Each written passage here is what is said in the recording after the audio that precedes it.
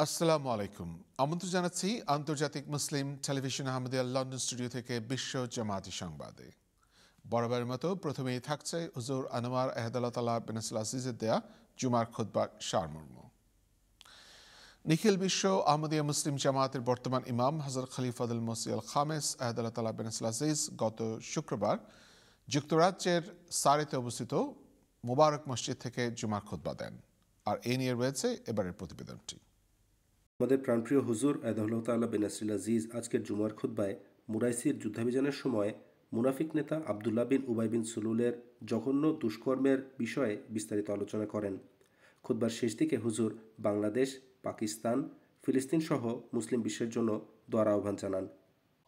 হুজুর বলেন, এখন আমি বাংলাদেশের সাম্প্রতিক পরিস্থিতির জন্য দোয়ার আবেদন করতে চাই। সেখানে সরকারের বিরুদ্ধে আন্দোলনের প্রেক্ষিতে সরকারের পতন ঘটেছে, কিন্তু এখনও বিশৃঙ্খলা নৈরাজ্য চলছে। জানা গেছে গতকাল থেকে পরিস্থিতির কিছুটা উন্নতি হয়েছে, কিন্তু এই সুযোগ কাজে লাগিয়ে জামাতের বিরুদ্ধবাদীরা আহমদীদেরও ক্ষতি করতে আরম্ভ করেছে। আমাদের কিছু মসজিদ ভাঙচুর করেছে ও পুড়িয়েছে। জামে আহমদিয়া ও জামাতের বিভিন্ন স্থাপনাও ভাঙচুর ও অগ্নিসংযোগ করা হয়েছে। কয়েকজন আহমদী সেখানে মারাত্মক আহত হয়েছেন। তাদেরকে নির্মমভাবে প্রহার করা হয়েছে।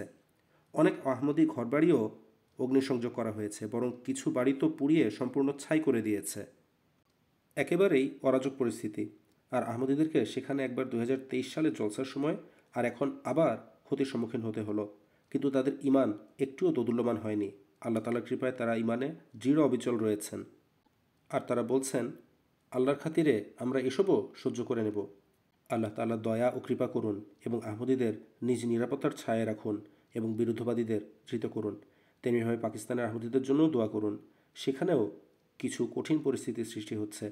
আল্লাহ তাআলা তাদেরকেও সব রকম অনিষ্ট থেকে নিরাপদ রাখুন। আজকাল মোল্লা ও স্বার্থান্বেষী মহল আহমদীদের বিরুদ্ধে অনেক বেশি সোচ্চার। আল্লাহ তাআলা ও রাসূলুল্লাহ সাল্লাল্লাহু আলাইহি ওয়াসাল্লামের নাম নিয়ে এরা অত্যাচার করছে। আল্লাহ তাআলা এদেরকেও ধৃত করার ব্যবস্থা করুন। ফিলিস্তিনের মুসলমানদের জন্য দোয়া করুন। তাদের ওপরও যারা অত্যাচার করছে তাদের যেন আল্লাহ তাআলা ধৃত করেন এবং এই নিপীড়নের অবসান ঘটে। সার্বিকভাবে মুসলিম বিশ্বের জন্য দোয়া করুন। তারা একে অপরের ওপর যে অত্যাচার করছে তার অবসান ঘটুক এবং তারা আল্লাহ তাআলার সাথে প্রকৃত সম্পর্ক স্থাপনকারী হোক ও যুগ ইমামের মান্যকারী হোক, কারণ এটিই তাদের উন্নতি ও পরিত্রাণের একমাত্র পথ। এবারে নজর দেওয়া যাক অস্ট্রেলিয়ার দিকে। অস্ট্রেলিয়াতে অনুষ্ঠিত হয়ে গেল সৈয়দানা জাতীয় ক্রীড়া প্রতিযোগিতা। আর এই নিয়ে রয়েছে এবারের ভিডিও প্রতিবেদনটি। আল্লাহ তাআলার অশেষ রহমতে আবারও অস্ট্রেলিয়ার খোদ্দামদের একত্রিত হওয়ার সুযোগ মিলল। এই আয়োজনটি যে শুধুমাত্র একটি ক্রীড়া প্রতিযোগিতার সুযোগ করে দিয়েছে তা নয়, বরং এর মাধ্যমে ঐক্য স্থাপন, ভ্রাতৃত্ব বন্ধন এবং আধ্যাত্মিক উন্নতিরও সুযোগ হয়েছে।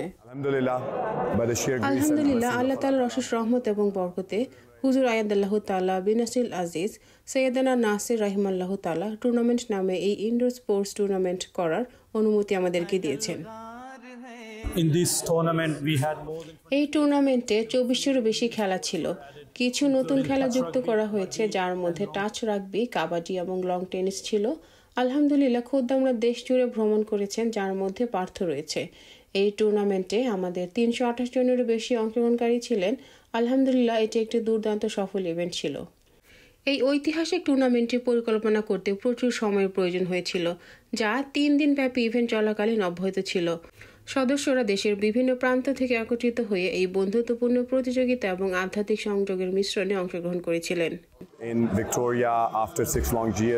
6 বছর পর ভিক্টোরিয়াতে এই ইভেন্ট আয়োজন হওয়ায় সবাই প্রস্তুতির জন্য খুবই উচ্ছ্বসিত ছিল, যা মাসের পর মাস চলেছে। আমরা 300-এরও বেশি সদস্য পেয়েছিলাম, যারা অস্ট্রেলিয়ার বিভিন্ন স্টেট থেকে এই প্রোগ্রামে অংশগ্রহণ করতে এসেছিলেন। এই টুর্নামেন্টটি আয়োজন করতে আমাদের কয়েকটি চ্যালেঞ্জ মোকাবিলা করতে হয়েছে, কিন্তু আল্লাহ তাআলার অশেষ কৃপা এবং হযরত খলিফাতুল মসিহ আয়াদাল্লাহু তাআলা বিন আজিজের দোয়ার বরকতে সেই সমস্যাগুলো আমরা মোকাবিলা করতে পেরেছি। আলহামদুলিল্লাহ, সবাই এই টুর্নামেন্টের সাফল্যে খুব খুশি। টুর্নামেন্টের সহজ বাহ্যিক চেহারার বাইরে আধ্যাত্মিক উন্নতির প্রতি জোর দিয়ে টুর্নামেন্টের প্রধান লক্ষ্য পূর্ণ হয়েছিল। এটি অংশগ্রহণকারীদের আধ্যাত্মিক কল্যাণ লালন করার জন্য একটি প্ল্যাটফর্ম প্রদান করেছে, যা সমস্ত আহমদিয়া মুসলিম কমিউনিটির ইভেন্টগুলির একটি মূলনীতি। these kinds of sports programs. এই ধরনের ক্রীড়া প্রোগ্রামগুলি খুবই গুরুত্বপূর্ণ, কারণ এটি যুবকদের ইসলামিক উদ্দেশ্যে তাদের সময়, শক্তি এবং অর্থ ব্যয় করতে সক্ষম করে। তারা শুধুমাত্র আল্লাহর সন্তুষ্টির জন্য দেশ জুড়ে ভ্রমণ করেছেন এবং এ ধরনের ইভেন্টের সময় তারা একে অপরের কাছ থেকে শেখার সুযোগ পায়, তাদের মধ্যে ভ্রাতৃত্ব বন্ধন বৃদ্ধি পায়। Overall, the environment is great. You can see a sense of brotherhood. সামগ্রিকভাবে পরিবেশটি চমৎকার, আপনি একটি ভ্রাতৃত্বের অনুভূতি দেখতে পাবেন। এই ইভেন্টগুলি বাইরে থেকে দেখতে ক্রীড়া ইভেন্ট মনে হলেও এটি সম্ভবত সবচেয়ে বড় তরবিয়তের মাধ্যম।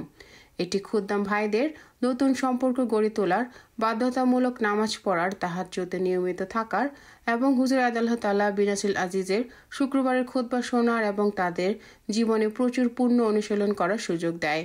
তাই আলহামদুলিল্লাহ, আমরা খুবই আশীর্বাদপ্রাপ্ত যে মহান আল্লাহ তাআলা আমাদেরকে এরকম ইভেন্ট আয়োজন করার সুযোগ দিয়েছেন। মাশাআল্লাহ, সবকিছু ভালোভাবে হয়েছে। During this event, they were able to learn so many things from the Friday sermon. এটি শুধুমাত্র একটি ক্রীড়া ইভেন্টই ছিল না। এই ইভেন্টের সময় তারা শুক্রবারের খুতবা, দরস, প্রশ্ন উত্তর সেশন এবং জামাতের অন্যান্য গুণী ব্যক্তিদের থেকে আলোচনার মাধ্যমে অনেক কিছু শিখতে পেরেছে। এর অসাধারণ সাফল্যের সাথে প্রথম সৈয়দানা নাসের রাহিমাল্লাহ তাআলা জাতীয় অভ্যন্তরীণ ক্রীড়া প্রতিযোগিতা মজলিস খুদ্দামুল আহমদী অস্ট্রেলিয়ার মধ্যে একটি লালিত বার্ষিক ঐতিহ্যে পরিণত হতে চলেছে। খেলাধুলার মনোভাব, সৌহার্দ্য এবং আধ্যাত্মিক প্রতিফলন যা ইভেন্টে ছড়িয়ে পড়েছিল তা নিশ্চিতভাবে যারা অংশগ্রহণ করেছিল তাদের উপর স্থায়ী প্রভাব ফেলে। MT international, Australia studios.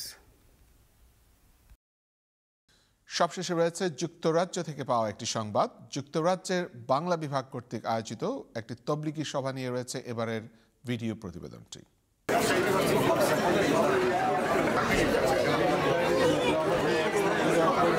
যুক্তরাজ্যে আহমদিয়া মুসলিম জামাতের বাংলা বিভাগ প্রকৃত ইসলামের বার্তা প্রচার ও ভ্রাতৃত্ববোধ বৃদ্ধির লক্ষ্যে একটি অনুষ্ঠানের আয়োজন করে। আমরা এই অনুষ্ঠানটি আয়োজন করেছি আমাদের আহমদি ভাই বোনদের জন্য, যারা বিশেষ করে বাংলাদেশি বংশোদ্ভূত, এবং কিছু অআহমদি অতিথিদেরও আমন্ত্রণ জানিয়েছি যেন আমরা আমাদের ধর্মবিশ্বাস তথা ইসলামের প্রকৃত শিক্ষা প্রচার করতে পারি। আমরা আরও জানি যে আমাদের তরুণ প্রজন্মের জন্য এই ধরনের অনুষ্ঠান প্রয়োজন, যাতে তাদের তরবিয়তের মাধ্যমে আমরা ইসলামের বার্তা প্রচার করতে পারি। এই অনুষ্ঠানে যুক্তরাষ্ট্র থেকে বাংলাদেশ পর্যন্ত বহু অতিথি যোগ দেন, যেখানে অনানুষ্ঠানিক আলোচনা, নেটওয়ার্কিং এবং অংশগ্রহণকারীদের প্রশ্ন করার সুযোগ ছিল। এটি একটি অসাধারণ অনুষ্ঠান, সত্যি উন্নত মানুষের সেরা সমাবেশ, বন্ধুত্বপূর্ণ, অত্যন্ত শিক্ষিত, সুশীল সমাবেশ। আপনাদের এই সংগঠনটি খুবই নিবেদিত, ধর্মপ্রাণ, সহানুভূতি সম্পন্ন। এই অনুষ্ঠানে আসতে পেরে আমি সত্যি গর্বিত এবং সম্মানিত। আমাদের টেবিলে আমরা বর্তমান বিশ্ব পরিস্থিতিতে কিভাবে বিশ্ব শান্তি স্থাপন করা যায় তা নিয়ে আলোচনা করেছি, এবং আমি এটি খুবই অনুপ্রেরণাদায়ক মনে করেছি যে আমরা সবাই একসঙ্গে কাজ করে আজকের বিশ্বে শান্তি স্থাপন করতে পারি।